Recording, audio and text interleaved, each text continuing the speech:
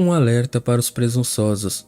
Um sermão proferido na manhã de sábado, 13 de maio de 1855, por Charles Harris Spurgeon. 1 Coríntios 10 e 12. Aquele que pensa estar em pé, cuidado para não cair. É um fato singular, mas ainda assim o mais certo, que os vícios são a falsificação das virtudes. Sempre que Deus enviar da casa da moeda do céu uma moeda preciosa de metal genuíno, Satanás imitará a impressão e proferirá uma produção vil e sem valor. Deus dá amor. É sua natureza e sua essência. Satanás também cria uma coisa que ele chama de amor, mas é luxúria. Deus concede coragem, e é uma coisa boa poder olhar o rosto do próximo sem medo de todos os homens ao cumprir nosso dever. Satanás inspira resistência tola, estiliza coragem e ordena que o homem corra para a boca do canhão em busca de reputação de bolha. Deus cria no homem um santo temor. Satanás lhe dá incredulidade e muitas vezes confundimos um com o outro. Assim, com a melhor das virtudes, a graça salvadora da fé, quando chega à sua perfeição, amadurece em confiança e não há nada tão confortável e desejável para o cristão quanto a plena certeza da fé. Portanto, descobrimos que Satanás, quando vê essa boa moeda, imediatamente pega o metal do poço sem fundo, imita a imagem celestial e a inscrição da segurança e nos impingem o vício da presunção. Ficamos surpresos, talvez, como cristãos calvinistas, ao encontrar Paulo dizendo: aquele que pensa estar em pé, veja que não caia. Mas não precisamos nos surpreender, pois embora tenhamos grande direito de acreditar que estamos de pé, se pensarmos que estamos de pé pelo poder de Deus, há algo tão quase semelhante à verdadeira confiança, que a menos que você use o maior discernimento, não poderá dizer a diferença. Presunção profana é contra o que devo falar nesta manhã, que eu não seja mal interpretado. Não pronunciarei uma palavra contra a fé mais forte.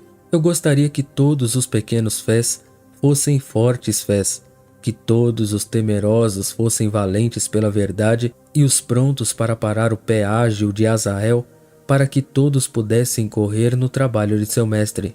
Não falo contra uma fé forte ou plena certeza. Deus nos dá. É a coisa mais sagrada e feliz que um cristão pode ter, e não há estado tão desejável quanto poder dizer: eu sei em quem tenho crido e estou convencido de que ele é capaz de guardar o meu depósito. Não é contra isso que eu falo, mas eu os advirto contra essa coisa maligna, uma falsa confiança e presunção que se arrasta sobre um cristão como o frio sono da morte no topo da montanha, do qual, se ele não for despertado, como Deus verá que ele será, a morte será a consequência inevitável. Aquele que pensa estar em pé, cuidado para não cair. Esta manhã tentarei primeiro descobrir o personagem, em segundo lugar, para mostrar o perigo e terceiro, para dar o conselho. O personagem é o homem que pensa que está de pé. O perigo é que ele caia e o conselho é: deixe-o tomar cuidado. Minha primeira tarefa será descobrir o caráter pretendido pelo homem presunçoso, o homem que pensa que está de pé. Eu poderia encontrar uma infinidade de tais se eu pudesse pesquisar em todo o mundo. Eu poderia encontrar homens nos negócios cheios de uma audácia arrogante que, por terem sido bem-sucedidos em uma especulação, irão para longe no mar tempestuoso desta vida de luta, arriscam tudo e perdem também. Eu poderia mencionar outros que, presumindo de sua saúde, estão gastando seus anos em pecado e suas vidas em iniquidade, porque pensam que seus ossos são de ferro e seus nervos de aço, e todos os homens são mortais, exceto eles mesmos. Eu poderia falar de homens que se aventuram no meio da tentação, confiantes em seu poder alardeado, exclamando com autocomplacência: você acha que sou tão fraco a ponto de pecar? Oh não, eu ficarei de pé. Dê-me o copo, eu nunca serei um bêbado. Dê-me a canção, você não vai me achar um folião da meia-noite. Posso beber um pouco e então posso parar. Esses homens são presunçosos, mas não estou prestes a encontrá-los lá. Meu negócio nesta manhã é com a Igreja de Deus. Portanto, devemos peneirar a Igreja esta manhã para descobrir os presunçosos. Não precisamos ir muito longe para encontrá-los. Há em todas as igrejas cristãs homens que pensam que estão de pé, homens que se gabam de poder e poder imaginários, filhos da natureza finamente vestidos, mas não os filhos vivos do Deus vivo. Eles não foram humilhados ou quebrantados em espírito, ou se o foram, eles promoveram a segurança carnal até que ela se tornasse um gigante e pisoteasse a doce flor da humildade sob seus pés. Eles acham que estão de pé. Falo agora dos verdadeiros cristãos que, apesar disso, se tornaram presunçosos e se entregaram a uma segurança carnal. Que meu mestre desperte isso, enquanto na pregação eu me esforço para ir ao cerne e à raiz da questão. Por um momento, vou discorrer sobre as causas frequentes de presunção em um cristão. E primeiro, uma causa muito comum é a prosperidade mundana contínua. Moabe está assentado em suas fezes, ele não foi esvaziado de vasilha para vasilha. Dê riqueza a um homem, deixe seus navios trazerem para casa cargas continuamente ricas, que os ventos e as ondas pareçam ser seus servos para levar seus navios através do seio do poderoso abismo, que suas terras produzam abundantemente, que o clima seja propício para suas colheitas e os céus sorriam agradavelmente para seus empreendimentos, que os laços de Órion sejam soltos para ele, que a doce influência das Pleiades desça sobre ele, que o sucesso ininterrupto o acompanhe. Deixe-o ficar entre os homens como um comerciante de sucesso, como um Dives principesco, como um homem que está acumulando riquezas em grande escala, que está sempre prosperando. Ou, se não for riqueza, deixe-o desfrutar de saúde contínua, que ele não conheça nenhuma doença. Permita que ele, com coragem e olhos brilhantes, caminhe pelo mundo e viva feliz. Dê a ele o espírito alegre. Deixe-o ter a música perpetuamente em seus lábios e seus olhos sempre brilhando de alegria. O homem feliz que ri do cuidado e clama: vá embora, cuidado monótono, peço que vá embora de mim. Eu digo que a consequência de tal estado para um homem, seja ele o melhor cristão que já respirou, será a presunção. E ele dirá: estou de pé. Na minha prosperidade, diz Davi, eu disse, nunca serei movido. E não somos muito melhores do que Davi, nem metade disso. Se Deus sempre nos embalasse no berço da prosperidade, se estivéssemos sempre nos joelhos da fortuna, se não tivéssemos alguma mancha no pilar de alabastro, se não houvesse algumas nuvens no céu, algumas manchas em nosso sol, se não tivéssemos algumas gotas amargas no vinho desta vida, ficaríamos embriagados de prazer. Devemos sonhar, estamos de pé, e deveríamos ficar de pé, mas seria sobre um pináculo. Podemos ficar de pé, mas caminhar com o homem adormecido no mastro. A cada momento estaríamos em perigo. Bendizemos a Deus então por nossas aflições. Agradecemos a Ele por nossas depressões de espírito. Exaltamos seu nome pelas perdas de nossa propriedade, pois sentimos que, se isso não tivesse acontecido conosco, se Ele não nos castigasse todas as manhãs e nos irritasse todas as noites, poderíamos ter nos tornado muito seguros. A prosperidade mundana contínua é uma prova de fogo. Se for assim com qualquer um de vocês, aplique este provérbio ao seu próprio estado. Como o crisol para a prata e a fornalha para o ouro, assim é o homem para o seu louvor. Mais uma vez, pensamentos leves de pecado vai gerar presunção. Quando somos convertidos pela primeira vez, nossa consciência é tão sensível que temos medo do menor pecado. Conheço jovens convertidos quase com medo de dar um passo, temendo colocar os pés na direção errada. Eles pedirão conselhos a seus ministros e nos apresentarão casos difíceis de casuística moral aos quais mal sabemos como responder. Eles têm uma timidez santa, um temor piedoso para que não ofendam a Deus, mas infelizmente, muito em breve a flor fina desses primeiros frutos maduros é removida pelo tratamento rude do mundo circundante. A planta sensível da jovem piedade se transforma em um salgueiro na vida após a morte, muito flexível, cedendo com muita facilidade.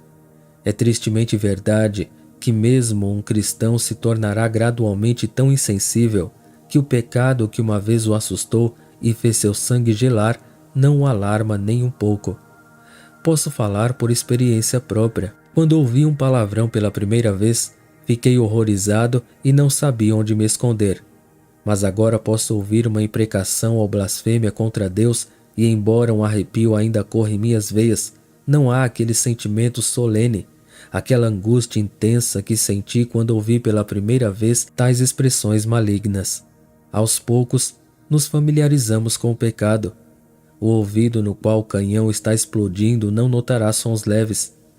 Os homens que trabalham nesses enormes vasos, cujo martelar causa imenso barulho, não conseguem dormir a princípio por causa do barulho contínuo em seus ouvidos, mas aos poucos, eles, quando se acostumam, não pensam nisso. O mesmo acontece com o pecado. Primeiro, um pequeno pecado nos assusta. Logo dizemos, não é um pequenino, como Ló fez de Zoar. Depois vem outro maior e depois outro, até que gradualmente começamos a considerá-lo apenas um pouco doente. E então, você sabe, surge uma presunção profana e pensamos que estamos de pé. Não caímos, dizemos nós, apenas fizemos uma coisa tão pequena. Durante a maior parte da nossa conversa foi consistente. Assim, atenuamos o pecado, jogamos um gloss sobre ele, tentamos escondê-lo. Cristão, cuidado! Quando você pensa levianamente no pecado, então você se torna presunçoso. Tome cuidado para que você não caia. Pecado, uma coisinha, não é um veneno. Quem sabe sua letalidade? Pecado, uma coisinha. As raposinhas não estragam as vinhas. Pecado, uma coisa pequena. O minúsculo inseto coral não constrói uma rocha que destrói uma marinha. Pequenos golpes não derrubaram carvalhos elevados. Os excrementos contínuos não desgastarão as pedras. Pecado, uma coisa pequena. Ele cingiu sua cabeça com espinhos que agora está coroada de glória. Pecado, uma coisa pequena. Isso o fez sofrer angústia, amargura e aflição, até que ele suportou tudo que Deus encarnado poderia suportar com força suficiente e nada de sobra. Não é pouca coisa, senhores. Se você pudesse pesá-lo na balança da eternidade, você fugiria dele como de uma serpente e abominaria a menor aparência do mal. Uma terceira razão, geralmente, é pensamentos baixos sobre o valor da religião. Nenhum de nós valoriza suficientemente a religião. O furor religioso, que é chamado, é motivo de riso em todos os lugares. O furor religioso, como é chamado, é motivo de riso em todos os lugares, mas não acredito que exista tal coisa como furor religioso.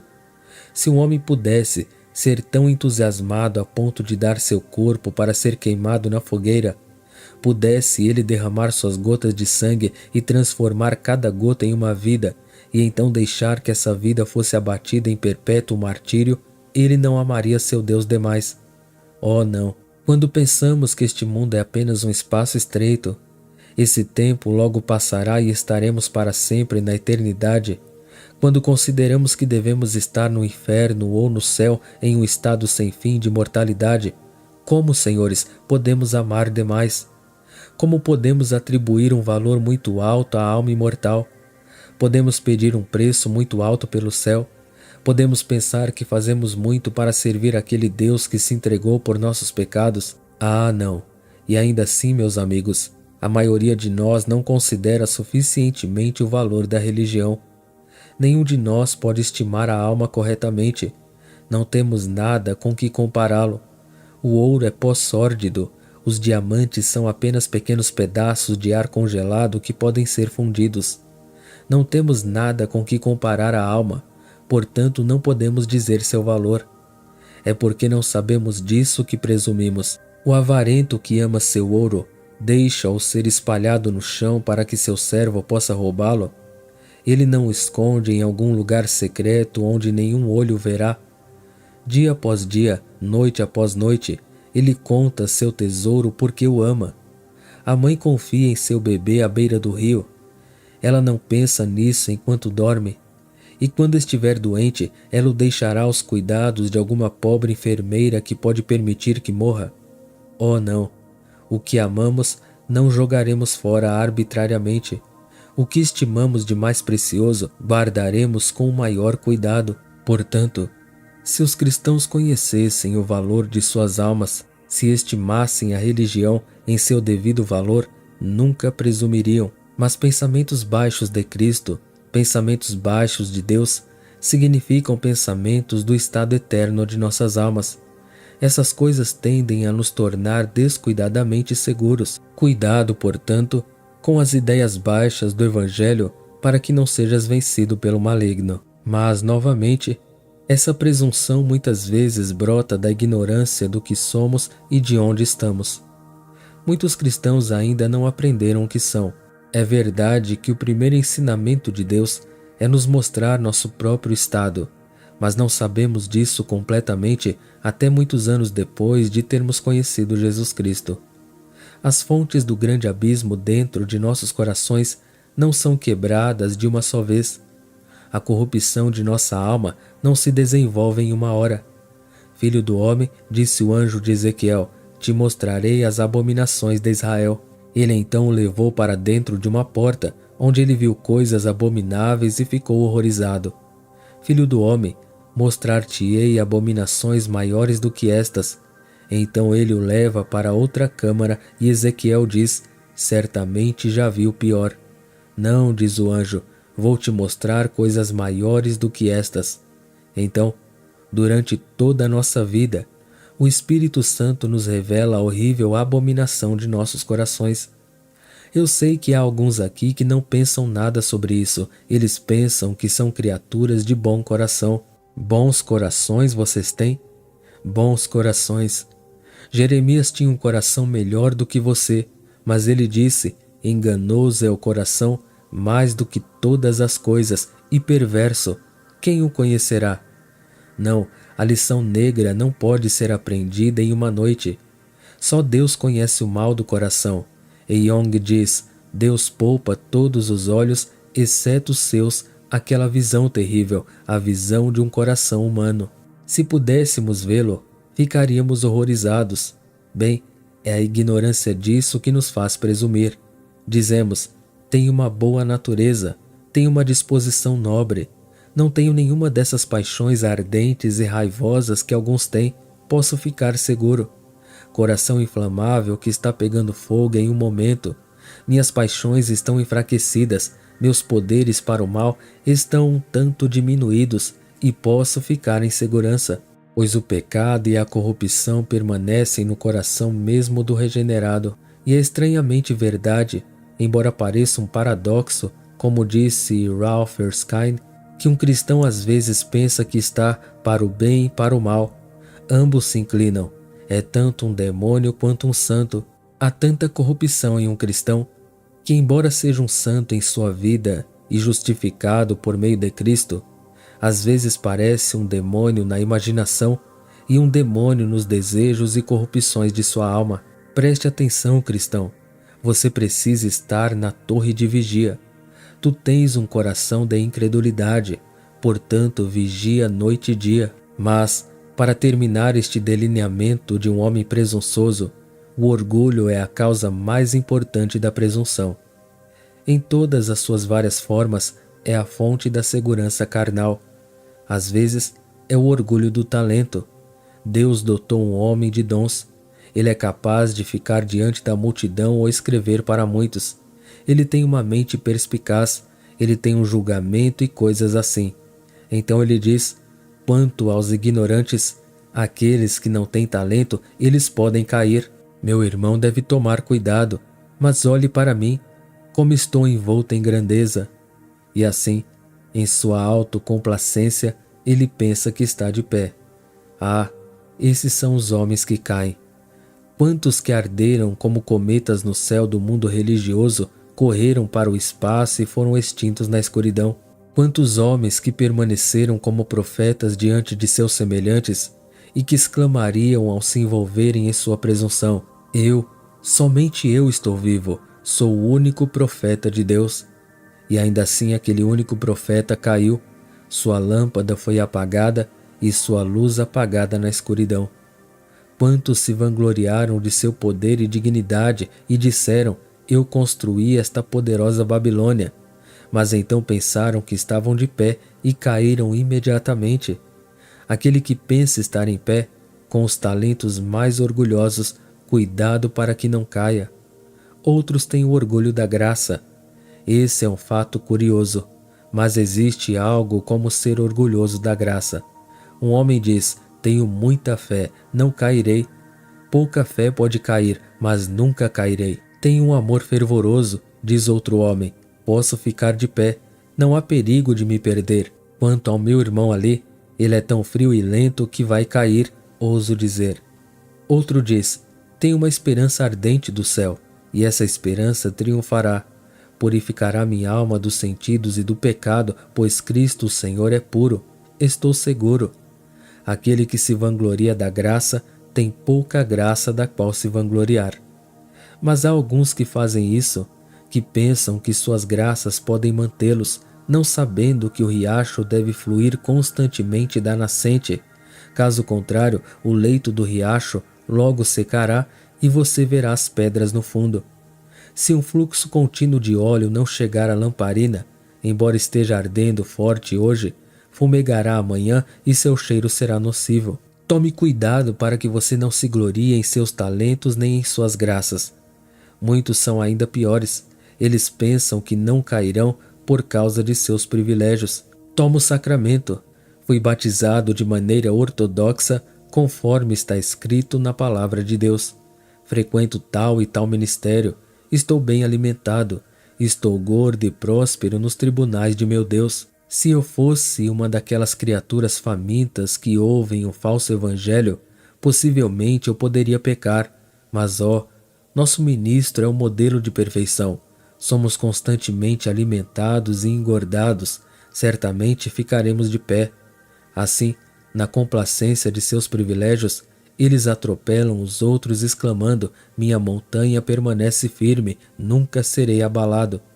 Preste atenção, presunção. Preste atenção. O orgulho vem antes da queda, e um espírito altivo é o arauto da destruição. Preste atenção. Observe teus passos, pois onde o orgulho se insinua, é o verme na raiz da cabeça, fazendo-a murchar e morrer. Aquele que pensa que está em pé. Espero ter tocado alguns aqui. Espero que a lanceta esteja afiada. Peguei o bisturi e espero ter descoberto alguma coisa. Presunçosos, eu falo com vocês, e farei isso enquanto avisá-lo do perigo que corre. Serei mais breve no segundo ponto, o perigo. Quem pensa estar de pé, corre o risco de cair. O verdadeiro cristão não pode sofrer uma queda final, mas está muito disposto a uma queda terrível. Embora o cristão não tropece a ponto de destruir sua vida, ele pode quebrar seu membro. Embora Deus tenha dado a seus anjos a responsabilidade sobre ele, para guardá-lo em todos os seus caminhos, ainda assim não há comissão para mantê-lo quando ele se desviar. E quando ele está perdido, ele pode se lançar com muitas tristezas. Devo agora tentar dar-lhe a razão pela qual um homem que pensa estar de pé está mais exposto ao perigo de cair do que qualquer outro. Primeiro, porque tal homem, em meio à tentação, certamente será mais ou menos descuidado. Faça um homem acreditar que ele é muito forte, e o que ele fará? A luta está se intensificando ao redor dele. Ainda assim ele tem sua espada em sua bainha. Diz ele, meu braço é ágil e forte, posso esticá-lo e golpeá-lo. Então, talvez ele se deite no campo ou durma preguiçosamente em sua tenda, pois, diz ele, quando ouço inimigos se aproximando, tal é minha coragem e tal meu poder, que posso ceifá-los aos milhares. Vós, sentinelas, vigiai os fracos e desperte-os. Mas eu sou um gigante, e deixe-me uma vez pegar esta velha lâmina de Toledo em minhas mãos, ela cortará corpo e alma. Sempre que eu encontrar meus inimigos, serei mais do que vencedor. O homem é descuidado na batalha. Ele levanta seu capacete, como é dito que Golias fez, e então uma pedra perfura sua testa. Ele joga fora seu escudo, e então uma flecha penetra em sua carne. Ele colocará sua espada em sua bainha. Então o inimigo o golpeará, e ele está mal preparado para resistir. O homem que pensa que é forte está desprevenido. Ele não está pronto para parar o golpe do maligno e então o punhal entra em sua alma. Mais uma vez, o homem que pensa estar de pé não terá o cuidado de se manter fora do caminho da tentação, mas ao contrário cairá nela. Lembro-me de ter visto um homem que estava indo para um lugar de diversão mundana. Ele era um professor de religião. E eu o chamei. "O que você está fazendo aí, Elias? Por que você me faz uma pergunta como essa?" disse ele. Eu disse: "O que fazes aqui, Elias? Tu vais para lá." "Sim", respondeu ele, com uma espécie de rubor, "mas posso fazer isso impunemente." "Eu não poderia", disse eu. "Se eu estivesse lá, sei que deveria cometer pecado. Não me importaria o que as pessoas dizem sobre isso. Sempre faço o que gosto, na medida em que acredito que esteja certo. Deixo o ditado para quem gosta de falar sobre mim. Mas é um lugar perigoso, e eu não poderia ir para lá impunemente." "Ah", disse ele, "eu poderia. Já estive antes e tive alguns pensamentos doces lá. Acho que ampliam o intelecto." "Você é tacanho, você não consegue essas coisas boas." "É um deleite rico, garanto-vos. Eu iria se fosse você." "Não", eu disse, "seria perigoso para mim. Pelo que ouvi, o nome de Jesus é profanado lá, e há muito dito que é totalmente contrário à religião em que acreditamos. As pessoas que lá frequentam não são das melhores, e com certeza se dirá que os pássaros da mesma pena voam juntos." "Ah, bem", ele respondeu, "talvez seja melhor vocês, rapazes, se manterem afastados. Eu sou um homem forte, posso ir." E lá foi ele para o local de diversão. Aquele homem, senhores, era uma maçã de Sodoma. Ele era um professor de religião. Achei que havia algo podre no centro desse fato, e descobri isso por experiência, pois o homem era um sensualista absoluto mesmo naquela época. Ele usava uma máscara, era um hipócrita e não tinha a graça de Deus em seu coração. Homens presunçosos dirão que podem pecar, pois estão cheios de força moral. Mas quando um homem lhe diz que ele é tão bom, sempre leia suas palavras de trás para frente e entenda que ele quer dizer que ele é o pior possível. O homem autoconfiante corre o risco de cair, porque cairá na tentação, na confiança de que é forte e capaz de escapar. Outra razão é que esses homens fortes às vezes não usam os meios da graça e, portanto, eles caem. Há algumas pessoas aqui que provavelmente nunca frequentam um local de culto. Eles não professam ser religiosos, mas tenho certeza de que eles ficariam surpresos se eu lhes dissesse que conheço algumas pessoas professamente religiosas que são aceitas em algumas igrejas como verdadeiros filhos de Deus, que ainda têm o hábito de se afastar da casa de Deus porque concebem que são tão avançados que não o querem. Você sorri para uma coisa dessas. Eles possuem uma experiência tão profunda por dentro. Eles têm um volume de doces sermões em casa e param para lê-los. Eles não precisam ir à casa de Deus, pois são gordos e prósperos. Eles acham que receberam comida suficiente 7 anos atrás para durar os próximos 10 anos. Eles imaginam que a velha comida alimentará suas almas agora. Estes são seus homens presunçosos. Eles não devem ser encontrados na mesa do Senhor, comendo o corpo e bebendo o sangue de Cristo nos santos emblemas do pão e do vinho. Você não os encontra pesquisando as Escrituras com santa curiosidade. Eles pensam que estão de pé, nunca serão movidos. Eles imaginam que os meios são destinados a cristãos mais fracos, e deixando esses meios eles caem. Eles não terão um sapato para calçar o pé, e portanto a pederneira os cortará. Eles não colocam a armadura, e portanto o inimigo os fere, às vezes quase até a morte. Nesse profundo pântano de negligência dos meios, muitos professores arrogantes foram sufocados. Mais uma vez, o homem autoconfiante corre um perigo terrível, porque o Espírito de Deus sempre abandona o orgulhoso. O gracioso Espírito se deleita em habitar nos lugares baixos. A pomba sagrada veio ao Jordão. Não lemos que alguma vez descansou em Bazã. O homem no cavalo branco cavalgava entre as murtas, não entre os cedros. As murtas cresciam ao pé das montanhas, os cedros no seu cume. Deus ama a humildade. Aquele que anda com temor e tremor, temendo não se desviar, esse homem o Espírito ama. Mas quando o orgulho se insinua e o homem declara: agora não estou em perigo, a pomba vai embora. Ela voa para o céu e não terá nada a ver com ele. Almas orgulhosas, vocês extinguem o Espírito. Homens arrogantes, vocês entristecem o Espírito Santo. Ele deixa todo o coração onde habita o orgulho. Aquele espírito maligno de Lúcifer ele abomina. Ele não vai descansar com isso. Ele não permanecerá em sua companhia. Aqui está o seu maior perigo. O terceiro ponto é o conselho. Estive expondo o texto, agora eu quero aplicá-lo. Eu gostaria, se meu Senhor me permitisse, falar com suas almas e assim imaginar o perigo de um homem presunçoso, que eu faria todos vocês clamarem ao céu para que morram antes de presumir.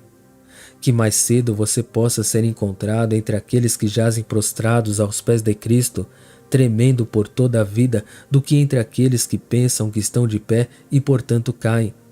Homens cristãos, o conselho das Escrituras é: cuidado.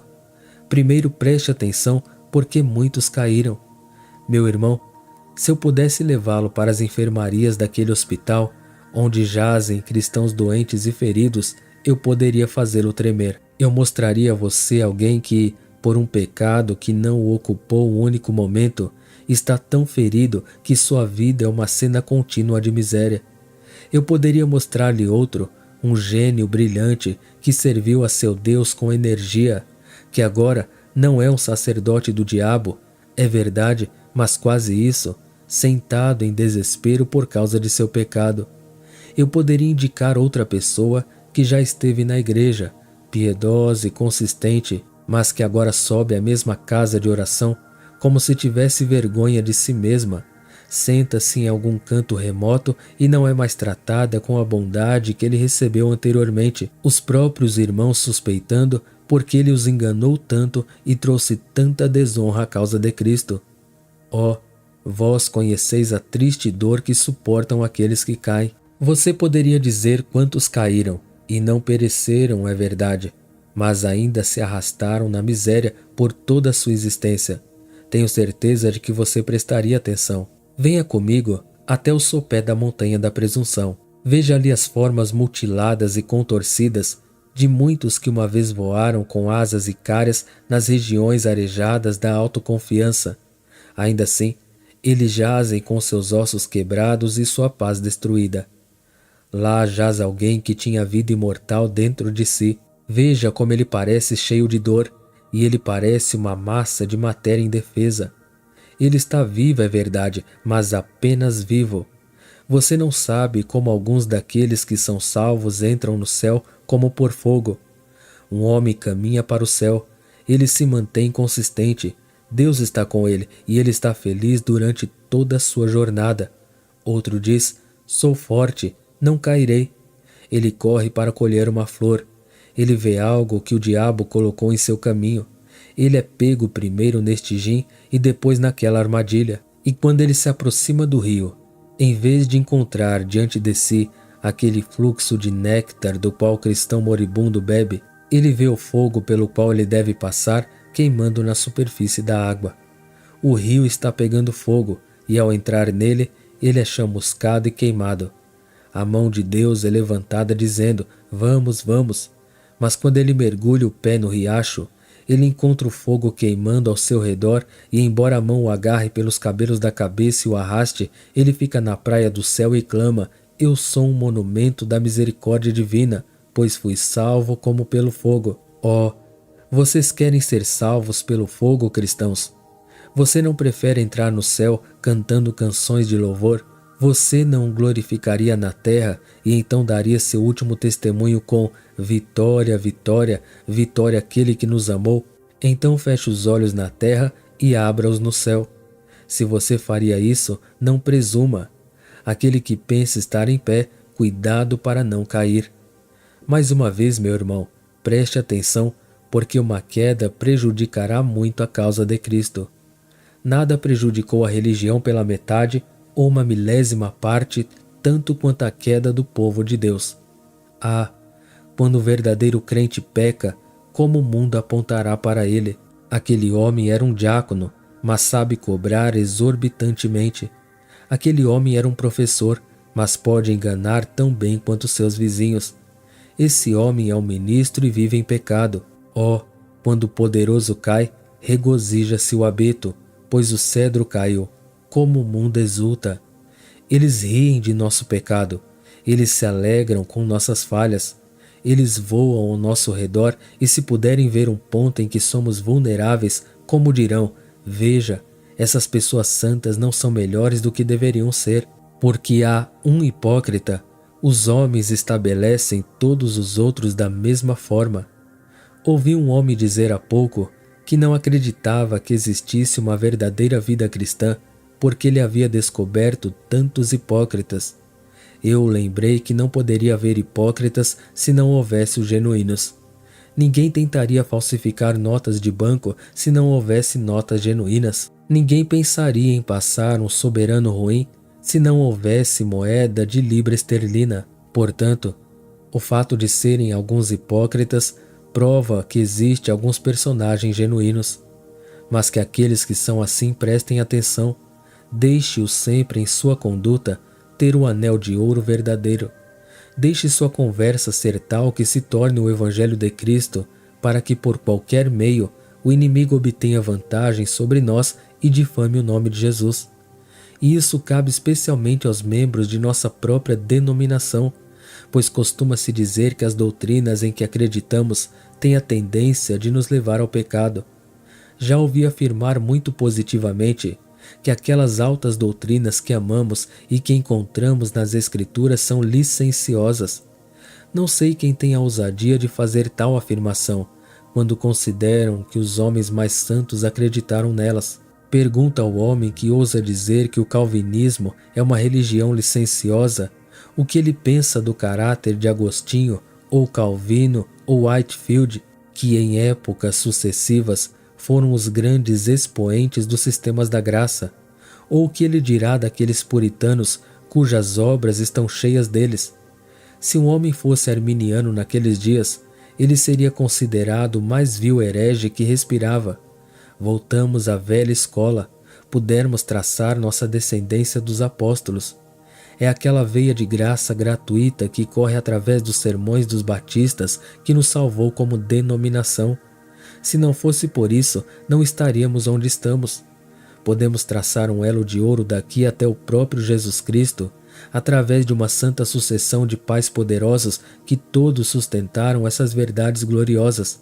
E podemos dizer deles: onde você encontrará homens mais santos e melhores do mundo. Não temos vergonha de dizer de nós mesmos que, por mais que sejamos difamados e caluniados, você não encontrará um povo que viverá mais perto de Deus do que aqueles que acreditam que são salvos não por suas obras, mas apenas pela graça gratuita. Mas vocês, crentes na graça gratuita, tenham cuidado. Nossos inimigos odeiam a doutrina, e se alguém cair, lá, dizem eles, veja a tendência de seus princípios. Não sua doutrina. A exceção em nosso caso prova que a regra é verdadeira. Afinal, nosso Evangelho nos conduz à santidade. De todos os homens, aqueles que têm a piedade mais desinteressada, a reverência mais sublime, a devoção mais ardente, acreditam que são salvos pela graça, sem obras, por meio da fé. E isso não vem de si mesmos, é um dom de Deus. Cristão, preste atenção, para que por qualquer meio Cristo não seja crucificado novamente e seja exposto à vergonha. E agora o que mais posso dizer? Ó vós, meus amados, vós, meus irmãos, não penseis que estáis para não cair. Ó, companheiros herdeiros da vida e glória eternas, estamos marchando nesta cansativa peregrinação, e eu, a quem Deus chamou para pregar a vocês, gostaria de me dirigir afetuosamente a vocês, pequeninos, e dizer: cuidado para não cair. Meu irmão, não tropece. Lá está o gin, lá está a armadilha. Eu vim para juntar as pedras do caminho e tirar os obstáculos. Mas o que posso fazer, a menos que Com o devido cuidado e cautela, vocês mesmos caminhem cautelosamente. Ó, meus irmãos, estar muito mais em oração do que nunca. Passe mais tempo em adoração piedosa. Leia as Escrituras com mais fervor e constância. Observem suas vidas com mais cuidado. Viva mais perto de Deus. Pegue os melhores exemplos para o seu padrão. Deixe sua conversa ser impregnada do céu. Deixe seus corações serem perfumados com carinho pelas almas dos homens. Portanto, viva para que os homens saibam que você esteve com Jesus e aprendeu com ele. E quando aquele dia feliz chegar, quando aquele a quem você ama disser, suba mais alto, que seja a sua felicidade ouvi-lo dizer, venha, meu amado, você lutou um bom combate, terminou sua carreira e doravante está guardada para ti uma coroa de justiça que não se apaga. Avante, cristão, com cuidado e cautela. Avante com santo temor e tremor, ainda com fé e confiança, pois não cairás. Leia o próximo versículo deste mesmo capítulo. Ele não permitirá que sejais tentados acima do que podeis suportar, mas com a tentação dará também o escape. Mas tem alguns aqui, talvez, que podem nunca mais ouvir minha voz. E não deixarei minha congregação ir, Deus me ajudando, sem lhes dizer o caminho da salvação. Senhores, há alguns de vocês que sabem que não creram em Cristo. Se você morresse onde está sentado agora, não teria esperança de que ressuscitaria entre os glorificados em bem-aventurança. Quantos há aqui que, se seus corações pudessem falar, deveriam testificar que estão sem Deus, sem Cristo e estranhos à comunidade de Israel? Oh, deixe-me dizer-lhe então o que você deve fazer para ser salvo. Seu coração bate alto, você sofre por seus pecados, você se arrepende de suas iniquidades, você se voltará para o Deus vivo. Se assim for, este é o caminho da salvação. Todo aquele que crer e for batizado será salvo. Não posso reverter a ordem de meu mestre. Ele diz, acredita, e então batizado. E ele me diz que aquele que não crer será condenado. Ó, meus ouvintes, suas obras não podem salvá-los. Embora eu tenha falado aos cristãos e os exortado a viverem boas obras, não falo assim com você. Peço-lhe que não pegue a flor antes de ter a semente. Não vou pedir que você consiga o telhado de sua casa antes de lançar os alicerces. Crê no nome do Senhor Jesus Cristo e será salvo. Quem quer que se lance agora como um verme culpado sobre Jesus, quem quer que se jogue nos braços do amor eterno, esse homem será aceito. Ele sairá daquela porta justificado e perdoado, com sua alma tão segura como se estivesse no céu, sem o perigo de perdê-la. Tudo isso é através da crença em Cristo. Certamente você não precisa de argumentos. Se eu pensasse que sim, eu o usaria. Eu ficaria de pé e choraria até que você viesse a Cristo. Se eu pensasse que era forte o suficiente para trazer uma alma para Jesus, se eu pensasse que a persuasão moral poderia conquistá-lo, eu iria a cada um de seus assentos e imploraria em nome de Deus que se arrependesse. Mas como não posso fazer isso, cumpri meu dever quando profetizo aos ossos secos. Lembre-se de que nos encontraremos novamente. Não me gabo de eloquência nem de talento e não consigo entender por que você veio aqui. Eu apenas falo direto e digo a você o que sinto. Mas observe-me, quando nos encontrarmos diante do tribunal de Deus, por mais mal que eu possa ter falado, poderei dizer que eu disse a você, crê no nome de Jesus e será salvo. Por que morrereis, ó casa de Israel? O inferno é tão doce, o tormento eterno é tão desejável, que portanto você pode abrir mão das glórias do céu e bem-aventurança da eternidade. Homens, vocês viverão para sempre? Ou você deve morrer como brutos? Bem, então você não deseja viver em um estado de bem-aventurança? Oh, que Deus lhe conceda graça para recorrer a Ele com todo o coração. Venha, pecador culpado, venha. Deus o ajude a vir, e eu serei bem recompensado se pelo menos uma alma for acrescentada ao rebanho visível de Jesus por tudo o que eu possa ter dito. Amém.